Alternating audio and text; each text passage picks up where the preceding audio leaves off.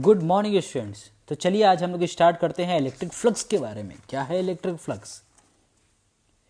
कितने electric lines of force pass हो रहे हैं किसी भी सरफेस से, उसको हम लोग बोलते हैं इलेक्ट्रिक फ्लक्स। जैसे आप यहाँ पर देखिए, ये जो है एक इलेक्ट्रिक लाइंस ऑफ फोर्स है, ये एक इलेक्ट्रिक लाइंस ऑफ फोर्स है, ये इलेक्ट्रिक लाइंस ऑफ फोर्स है, और यहाँ पे ये जो है वो सरफेस है। तो इस सरफेस से कितने electric lines of force pass हो रही हैं वो होता है फ्लक्स। जितने ज़्यादा number of electric lines of force pass होंगे किसी भी सरफेस से, उतना ही ज़्यादा होगा फ्लक्स की वैल्यू। जैसे यहाँ पे काउंट करें 1 2 3 4 5, यहाँ पे है 5 इलेक्ट्रिक लाइंस ऑफ फोर्स, तो ये इसकी फ्लक्स की वैल्यू हुई। मान लो कि एक ऐसा सरफेस हो जिसमें से 6 इलेक्ट्रिक लाइंस ऑफ फोर्स बाहर निकल रही है, तो वो उसका इलेक्ट्रिक फ्लक्स की वैल्यू होगा। कहने का मतलब 5 वाला जो फ्लक्स को हम लोग 5 से रिप्रेजेंट करते हैं, ठीक है, तो 5 वाला फ्लक्स जो होगा वो ज़्यादा होगा एज कंपेयर टू 4 वाला इलेक्ट्रिक लाइंस ऑफ फोर्स के हिसाब से। ठीक है, दोबारा देखो, इलेक्ट्रिक लाइंस ऑफ फोर्स किसी भी सरफेस से पास हो रही है तो उसकी जो वैल्यू होगी वो उसी को हम लोग क्या बोलेंगे, इलेक्ट्रिक फ्लक्स। ठीक है, किसी भी सरफेस से मान लो कि 10 लाइंस ऑफ फोर्स बाहर निकल रही हैं और एक सरफेस से 5 इलेक्ट्रिक लाइंस ऑफ फोर्स बाहर निकल रही हैं, तो जो 10 से है उसका फ्लक्स की वैल्यू ज़्यादा होगा, 5 वाले के इलेक्ट्रिक फ्लक्स की वैल्यू कम होगा। ठीक है, मैं अभी यही बात कर रहा हूँ। चलिए, इसको हम लोग 5 से रिप्रेजेंट करते हैं। 5 जो होता है वो एक मैग्नीट्यूड होती है, मतलब इसमें कोई डायरेक्शन नहीं होता, फ्लक्स का कोई डायरेक्शन नहीं होता है। ठीक है, तो फ्लक्स के बारे में क्लियर है, फ्लक्स क्या होता है। ठीक, और दूसरी अगर हम बात करें तो फ्लक्स एक स्केलर क्वांटिटी है, इसका सिर्फ मैग्नीट्यूड और डायरेक्शन नहीं है। यहां तक तो क्लियर है। चलो आगे बात करते हैं। अब हम बात करेंगे एरिया के बारे में। एरिया जो होता है वो एक वेक्टर क्वांटिटी होता है। नहीं नहीं नहीं सर, कैसी बातें करो, एरिया जो होता है वो स्केलर क्वांटिटी होता है। नहीं, स्केलर क्वांटिटी अब तक हमने यही पढ़ा था, बट एक्चुअली में जो एरिया होता है वो एक वेक्टर क्वांटिटी होता है। अभी तक जो हमने जानते थे या फिर जो मैथ्स में पढ़ा था, वो area of triangle, rectangle, square, hexagonal, whatever, तो उन सभी को अभी हमने सिर्फ मैग्नीट्यूड के बारे में डील करा था, क्योंकि मैथ्स में अभी तक हमने यही पढ़ा था। बट एक्चुअली में एरिया जो होता है वो वेक्टर क्वांटिटी होता है। अगर एरिया वेक्टर क्वांटिटी है तो उसका मैग्नीट्यूड भी होगा और डायरेक्शन भी होगा। तो मैग्नीट्यूड तो आप पहले से ही जानते हैं। डायरेक्शन को यहाँ पे हम बात करते हैं कि डायरेक्शन क्या होगा। डायरेक्शन यहाँ पे दो अलग अलग सरफेसेस के लिए लिया जाता है। जैसे 2 हिस्सों में सरफेस को डिवाइड करते हैं। पहला हम बोल रहे हैं ओपन सरफेस और दूसरा क्लोज सरफेस। ओपन सरफेस क्या होता है? ओपन सरफेस के अंदर में जो एजेस आते हैं, ऐसे सरफेस जिसके अंदर में एजेस हैं, उसको बोलेंगे ओपन सरफेस। जैसे स्क्वायर, रेक्टेंगल, क्यूब, वो क्या होगा? Open surface. और क्लोज सरफेस क्या होगा? जिसमें एजेस नहीं होगा और उसमें वॉल्यूम होगा, तो उसको हम लोग क्या बोलेंगे? Close surface. तो क्लोज सरफेस में सर्कल आ जाएगा, सॉरी स्फीयर आ जाएगा, बलून आ जाएगा, एक ऐसा लोटा जिसके अंदर में एज नहीं हो, तो उसको भी हम लोग क्या बोलेंगे? Close surface. ठीक है, तो ओपन सरफेस में अगर हम बात करें, जैसे अगर आप यहाँ पर देखो, जैसे हमने अभी लिखा है यहाँ पे क्यूब के बारे में। किसके बारे में लिखा है? क्यूब। अब क्यूब जो होता है, अगर आप वॉल्यूम कंसिडर करोगे तो ये क्लोज सरफेस भी बोल सकते हैं इसे और ओपन सरफेस भी बोल सकते हैं। ठीक है, क्योंकि इसमें अंदर में वॉल्यूम तो है। ओके, तो अगर आप एक सरफेस देखो यहाँ पे, यहाँ पर देखो ए बी सी और D, A B C D दिख रहा है यहाँ पे। Okay, A B C D में अगर इस सरफेस में देखोगे तो इस सरफेस का जो एरिया वेक्टर होगा वो इस सरफेस से आउटवर्ड डायरेक्शन में लिया है, इस सरफेस से आउटवर्ड डायरेक्शन में। अब दूसरी सरफेस देखो, ए डी एच जी, ये जो क्लोज सरफेस है, इस क्लोज सरफेस का जो एरिया वेक्टर है वो आउटवर्ड डायरेक्शन में है। कहने का मतलब किसी भी जो ओपन सरफेस होता है उससे परपेंडिकुलर डायरेक्शन में एरिया वेक्टर होता है। तो एरिया वेक्टर ऊपर भी हो सकता है और एरिया वेक्टर नीचे भी हो सकता है, दोनों ही कंडीशन में हो सकता है ये चीज़ें।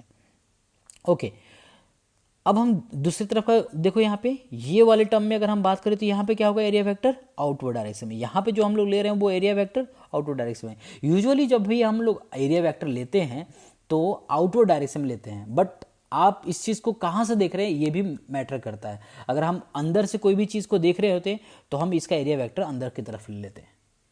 ठीक है, ओके।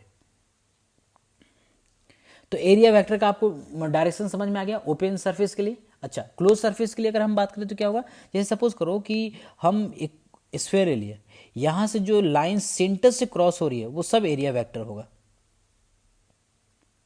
ये सब क्या है, एरिया वेक्टर।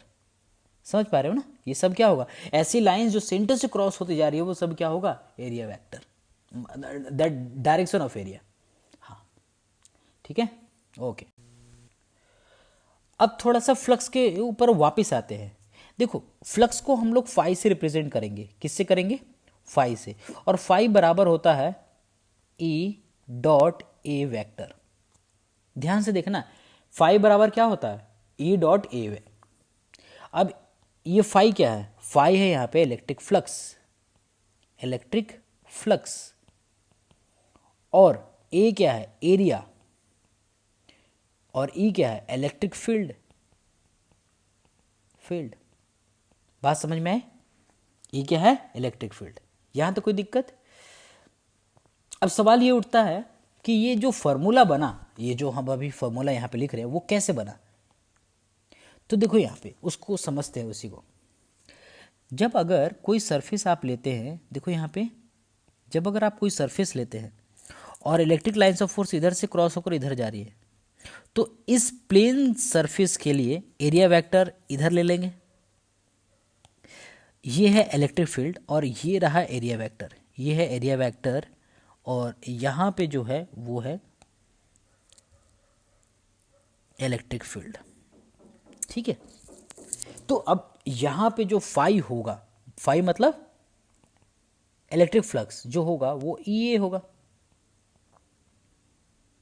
ठीक है, बट अगर इलेक्ट्रिक फील्ड और एरिया, इलेक्ट्रिक फील्ड और एरिया किसी एंगल में होंगे, जैसे यहाँ पर देखो ये एंगल पे है, यहाँ पर देखो ये इलेक्ट्रिक फील्ड और एरिया के बीच में एंगल है, तब इसको कैसे लिखेंगे, तब इसको लिखते हैं इलेक्ट्रिक फील्ड का एक कंपोनेंट लेते हैं जो एरिया के पैरेलल हो। दोबारा सुनो, इलेक्ट्रिक फील्ड का एक कंपोनेंट लेते हैं जो एरिया के पैरेलल हो और उसको जोड़ देते हैं, मतलब जोड़ने से मतलब मल्टीप्लाई कर देते हैं। तो यहाँ पे क्या लिखेंगे, flux is equal to E, E का वो कंपोनेंट जो एरिया के पैरेलल हो, तो E cos theta into A. तो हम यहाँ पे लिखेंगे phi is equal to E dot A. बात आई समझ में। तो यहां से ये फॉर्मूला डिराइव किया गया है। तो नेक्स्ट बात करते हैं गॉस थ्योरम।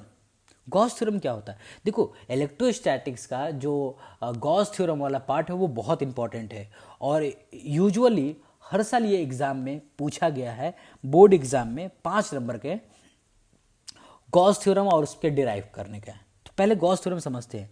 जैसे देखो गॉस थ्योरम को समझने के लिए आप यहाँ पे एक तरह से समझ सकते हैं, जैसे सपोज करें कि यहाँ पर एक गुब्बारा ले लिया है ना, और उसके अंदर में छोटे छोटे आयरन बॉल्स हैं, और उसके अंदर आयरन बॉल्स को ऐसे बांध कर और एक पटाखे के साथ रखा हुआ है। कुछ टाइम के बाद पटाखे फटते हैं और सारे सारे आयरन बॉल्स भी उससे छूट कर बाहर निकलते हैं। ये बाहर निकला, ये बाहर निकला, ये बाहर निकला, ये बाहर निकला, ऐसे बहुत सारे होंगे जो आयरन बॉल्स वो बाहर निकलेंगे। समझना ध्यान से। तो तुम क्या करोगे, जितने होल्स देखोगे उतने आयरन बॉल्स होंगे, जितने होल्स होंगे उतने आयरन बॉल्स होंगे। अरे स्वाभाविक है ना। ऐसा भी हो सकता है कि एक ही होल से दो दो आयरन बॉल्स निकल जाए, ऐसा भी हो सकता है, बट हम उस कंडीशन में बात नहीं कर रहे हैं। वो एक्सेप्शनली ऐसा पॉसिबल है, लेकिन हम उसकी बात नहीं कर रहे हैं। अभी ऐसा है कि जितने आयरन बॉल्स अंदर थे उतने बाहर निकलते समय उतने ही होल बनाकर बाहर निकले। हमने क्या किया, हमें निकालना था कि कितने अंदर आयरन बॉल्स हैं, हमें पता लगाना था कि कितने अंदर आयरन बॉल्स है। तो हमने चेक किया कि भाई जितने जितने होल्स होंगे उतने आयरन बॉल्स होंगे। तो यही गॉस का भी कॉन्सेप्ट है भाई। जितने, अब गॉस क्या बोलते हैं, जितने होल्स बाहर निकले, मतलब जितने इलेक्ट्रिक फील्ड लाइंस बाहर निकले, है ना, वो आयरन बॉल जो है वो इलेक्ट्रिक फील्ड लाइंस बोल रहे हैं उसको, तो जितनी इलेक्ट्रिक फील्ड लाइंस बाहर निकली वही बताएगा कि अंदर कितना चार्ज था। मतलब अगर गॉस को अगर आप ये बोल दो कि सर 10 होल्स हो गए, तो वो बता देगा कि अंदर में कितने चार्जेस थे। भाई ये तो कॉमन सी चीज है ना। अरे बात आई क्या समझ में? आप उनको चार्जेस बता दो तो वो बता देंगे कितने इलेक्ट्रिक फ्लक्स होंगे, या फिर आप बता दो कि इलेक्ट्रिक फ्लक्स कितने हैं तो वो चार्जेस बता देंगे। अब सुनना, यहां पे क्या है, it states that the total flux through a close surface, total flux कितने इलेक्ट्रिक फील्ड लाइंस बाहर निकली, कितने इलेक्ट्रिक फील्ड लाइंस बाहर निकली किसी भी क्लोज सरफेस से, is 1/ε0 times the net charge enclosed by the closed surface, that is Q/ε0। क्या बोला उन्होंने, कितने चार्ज कितने फ्लक्स होंगे is equal to 1/ε0 times the total charge enclose in that surface. कितने चार्ज है अंदर into 1/ε0 times that is equal to the total flux.